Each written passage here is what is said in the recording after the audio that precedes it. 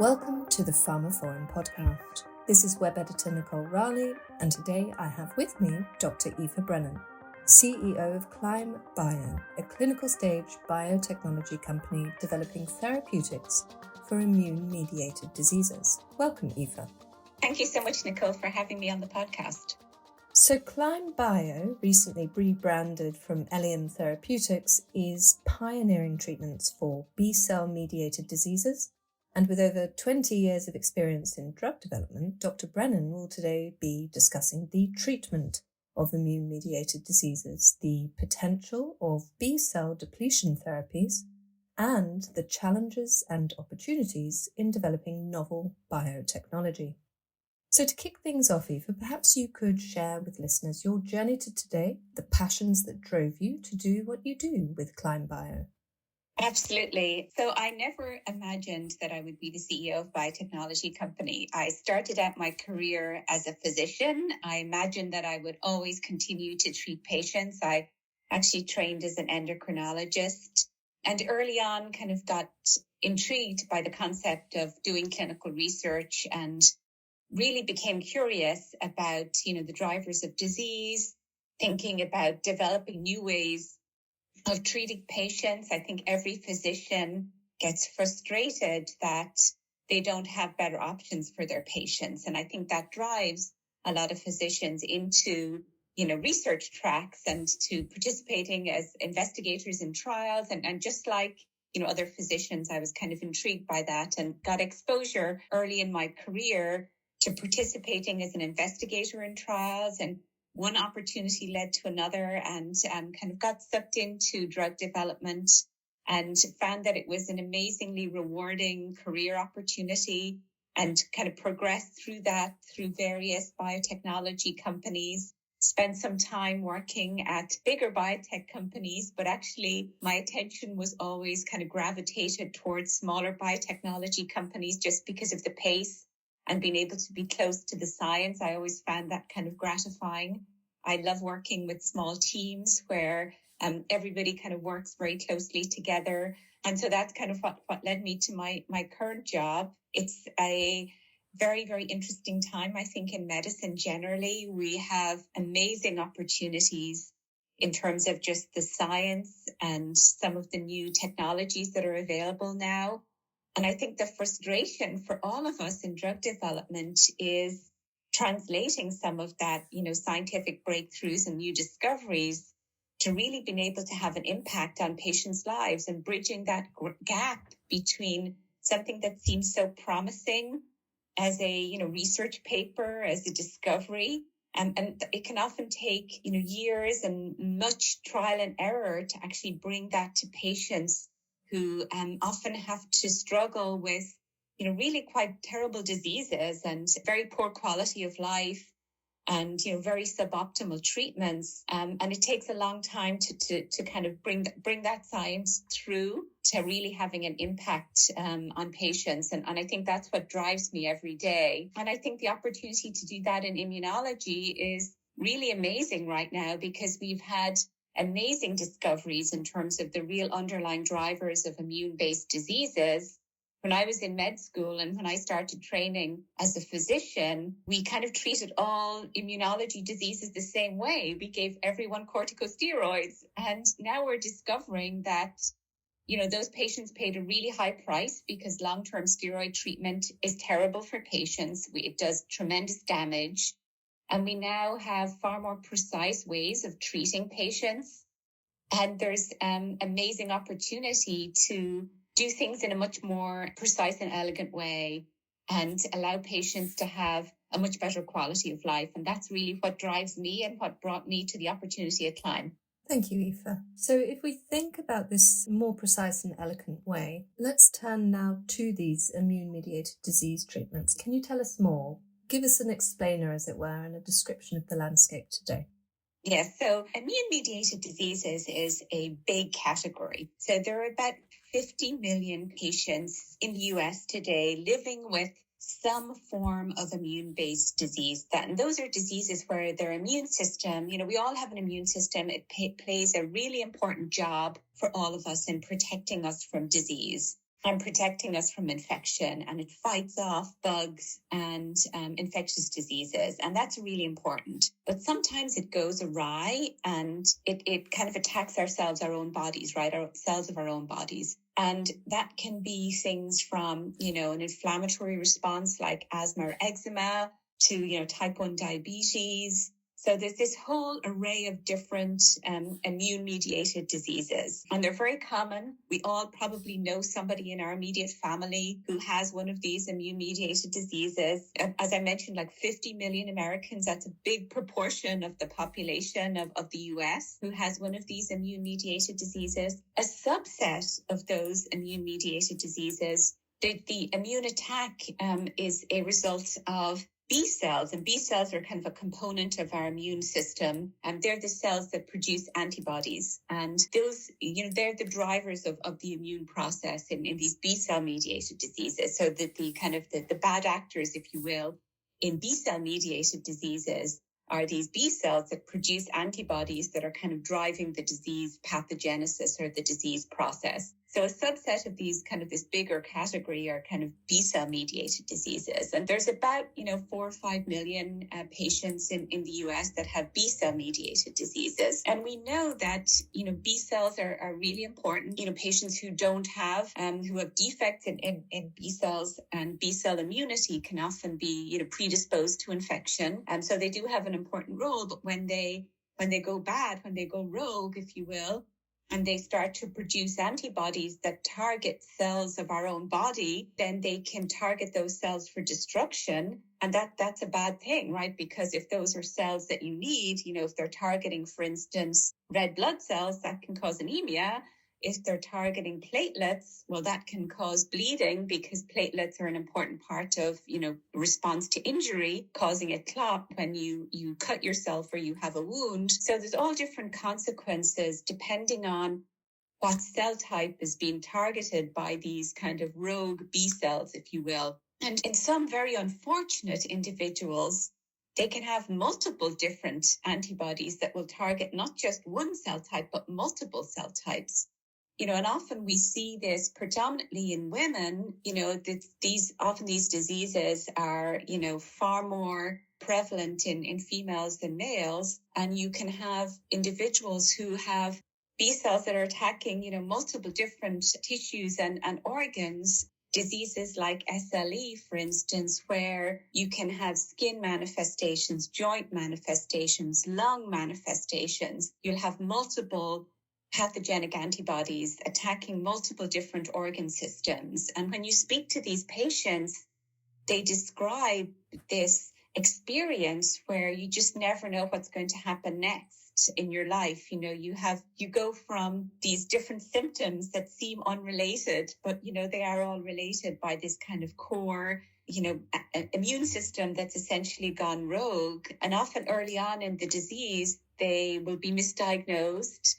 Often they'll be told that they're, imagining things because they'll have all these symptoms that may not necessarily kind of fit into a specific pattern. They'll be describing, tiredness, their hair falling out, joint pain. Often they'll have, neurological symptoms that are difficult to explain. And it often takes a number of years before these women are diagnosed with, lupus because, they have just these antibodies that are attacking different organ systems. So, these diseases can be very devastating. They can ruin patients' lives. They can result in, in the case of lupus, often these patients develop kidney failure. They can have premature mortality because, it's progressively causing organ damage. And often it's vital organs that are needed, for instance, lungs, kidneys, liver sometimes impacted. So it can, these diseases can be really very significant unless they're detected and treated aggressively early on with intervention. And thank goodness we have, we're getting better at treating, we're getting better at diagnosing these diseases early. We're getting better at treating these diseases, but we're still nowhere near where we need to be in terms of being able to give these patients a kind of normal quality of life. Thank you, Aoife. So if we sort of hone in now on the interventions that are ameliorating the situation, let's stick with sort of B cell depletion therapies. And move towards explanation of development of novel biotechnology to address those? Yes, so the B cell is in many ways kind of the driver of disease process in a lot of these diseases. And for a long time, it wasn't really understood. Well, what happens if, the immune system is incredibly complex and complicated, many different cell types. What happens if you do target these B cells? Which specific subsets of B cells do you need to target? And there's been some recent evidence from clinical trials in patients, particularly using very invasive technologies like CAR-T, which is a form of cell therapy. And there have been some really innovative approaches using CAR-T in patients with very severe lupus, where these innovators have taken an approach of depleting with CAR-T the CD19 positive B cells. And, an investigator has taken this approach in patients with, who failed all, available interventions, were very severe active lupus. And, the early experience with these approaches have demonstrated really stunning results where patients who had very active, severe disease that did not respond to any prior therapy have been able to achieve a complete remission of their disease and were able to discontinue all of their prior therapy, were able to discontinue all of their corticosteroids. Remember earlier I said how challenging being on these, high-dose corticosteroids is for patients. So these patients who were really severe were able to discontinue all of their steroids and were essentially able to resume normal life. For these young women, were able to go back to school, were able to continue their normal life. So this experience, while CAR-T is an incredibly invasive procedure, it's, a procedure that had previously been used for patients in oncology, right, for patients with cancer. So it's considered, a very kind of invasive type of a therapeutic approach. It gave us this inkling that, wow, if you can deplete the CD19 positive B cells in these patients, you can really achieve a dramatic and stunning efficacy profile in these patients. And you can potentially give them a period of remission. And it started people talking about this concept of immune reset, where potentially you can kind of reset their immune system, do a reboot where, your iPhone goes haywire and you do factory reset where you take it back to, the way it was on the day you got the phone and you've kind of debugged it. And, is there a potential that you can do that with your immune system where you can essentially do kind of a reboot of your immune system? And, it kind of started to get people thinking about, well, we're used to accepting that these patients with immune diseases have to stay on treatment for life. They've had to accept, these very toxic treatments like high-dose corticosteroids, and they've kind of accepted that, you're going to be on these high-dose corticosteroids for the rest of your life. This is something you've kind of grown to accept as a consequence of just having these severe diseases. Well, maybe that's not the case. Maybe there is potential that we can deplete these kind of bad actor B cells. We can either deplete them deeply enough so that when they come back, they're they're not troublemakers. They're, the good B cells that come back. We've gotten rid of all the bad actors. And now the B cells that come back are the kind of protective B cells that are doing their job, or that we can kind of maintain your B cells at a depleted level. We can kind of maintain them under control for a long period of time and not necessarily have to maintain you on these very toxic broad immunosuppressants. So there was a lot of interest, as you can imagine, right, in this approach, because when in drug development and in medicine generally, when there's something that seems like it could be a paradigm shift in how a disease or a group of diseases is treated, everybody suddenly gets excited and starts to think, wow, this could be, really important for patients, a really important advance for patients. And we were already working on a CD19 monoclonal antibody, which we demonstrated in an oncology study could deplete CD19 positive B cells. And so that kind of started some of the discussions around, well, maybe we can use a monoclonal antibody to deplete B cells. We don't necessarily need a CAR T procedure. So it started some questions around, well, maybe we can deplete B cells with a monoclonal antibody in some of these diseases like SLE and like ITP, and achieve for patients, what we were able to do with the CAR T approach, but in a way that's safer and a lot more scalable, that you can do it for a lot more patients than you can with CAR T, because it's just such an intensive, CAR T is such an intensive kind of a procedure that really, relatively few people are going to be able to go through that procedure. So that was kind of the basis of Climb Bio and how Climb was formed around this concept of using monoclonal antibodies to treat in a very precise way some of these B-cell mediated diseases. Thank you, Aoife. So key words there, sort of intensive as well as scalable. And then earlier you mentioned the sort of predominance of women being afflicted by these diseases. So I was just wondering, as CEO of Climb Bio, as a female leader in this field, what's your experience been like? Let's go to this sort of development side in addressing these diseases. As a female leader, what's it been like heading a biotech up, and what more needs to be done there? Well, I think that's a multidimensional question, Nicole. I think there's components of that are generic around, leading any biotech company as a female CEO. There's, I've been amazingly fortunate to be kind of given amazing opportunities. I've had great mentorship, and I realized that I'm probably in the minority because I don't necessarily know that everybody has the opportunities that I've been given. So that's definitely something that's not lost on me. I made the kind of lucky decision to choose Boston as a place to come for further training when I graduated med school in Ireland. We chose Boston just by chance, and it happened to be a big biotech hub. I was also very fortunate in the companies I decided to work at had a very good internal training programs where I was promoted and given opportunities that, were very, were great. And a lot of those decisions were made very just by pure luck and chance. So I think those things happened very much by happenstance. But there are very few public biotech companies with female CEOs. I think there are probably, less than 20% of public biotech companies have female CEOs. That's something I think that definitely should change, and I think will change. There's amazing allyship among female CEOs, which I think is wonderful, and that's something that's happened relatively recently.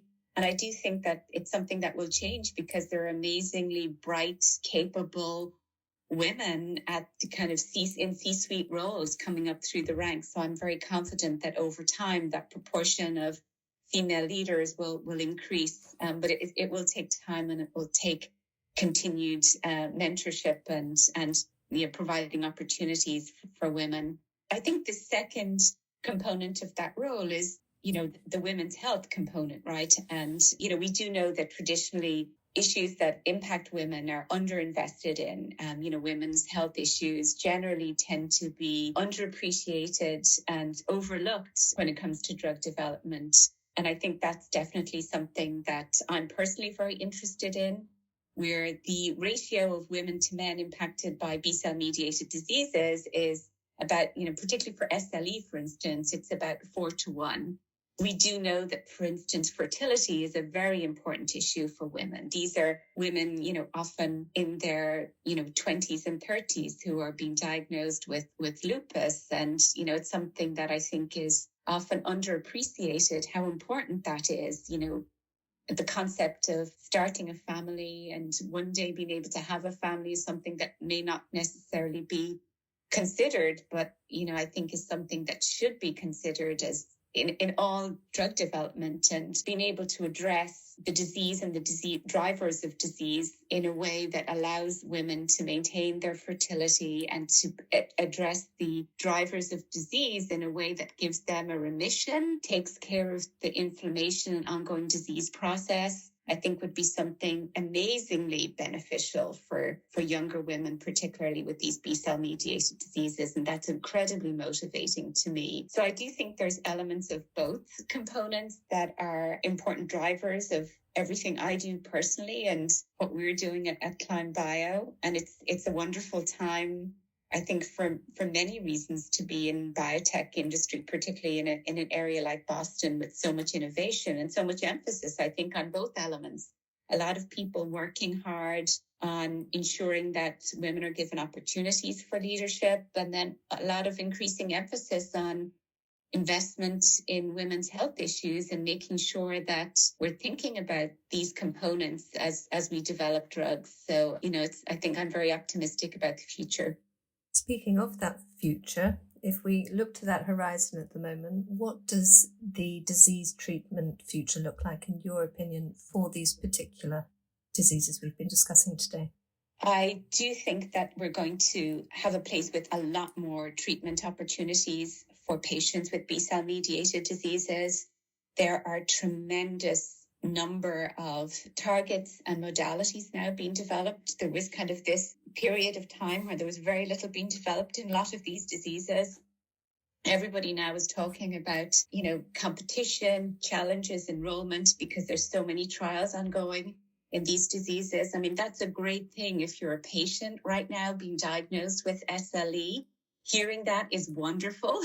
It's challenging if you're a drug developer because it's daunting, right? You have to execute a trial, and there's so many other companies looking for these trial participants with you. But if you're a patient right now, that's great news, because it means that you're going to have far better options in 4 or 5 years' time compared to somebody who was diagnosed with SLE 3 or 4 years ago. And we do know for all of these diseases, the earlier that you intervene, the better your outcome is going to be, right? Because over time, damage accumulates. So getting inflammation and treating the disease early is going to be so much better from a long-term outcome perspective. So I do think that the future is going to be so much better. I do think we're going to see much better, treatment algorithms with appropriate treatment for appropriate stages of the disease. I do think treatment algorithms are going to change.